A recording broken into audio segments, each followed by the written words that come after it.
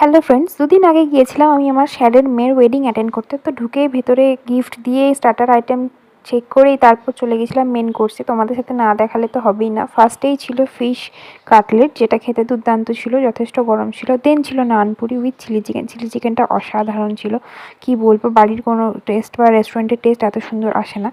চিকেনটা ইন্ডিয়ান স্টাইলে কুক করায় পেঁয়াজের সাথে বেশ ভালোই জমেছিল। দেন খেয়েছিলাম ফ্রাইড রাইস আর পনির বাটার মশলা। পনির বাটার মশলাটা এত সফট ছিল, এত টেস্টি ছিল, কি বলবো। দেন নিয়েছিলাম সাদা ভাত, মধ্যেখানে ভেজ ডাল ছিল, যেটা আমি স্কিপ করে গেছিলাম। দেন নিয়েছিলাম সোস টপার মাটন, যেটা আমাকে একদম রেয়াজি পিস দিয়েছিল, নালি পিস যাকে বলে, উইথ চর্বি, যেটা আমার খুবই ফেভারিট। এবং মাটন দিয়ে সাদা ভাত মেখে খেতে দুর্দান্ত লাগছিল। শ্রেয়া আমাকে ক্লিপও নিয়ে দিচ্ছিল ভিডিওর, যেহেতু আমার পাশে খেতে বসেছিল তাই।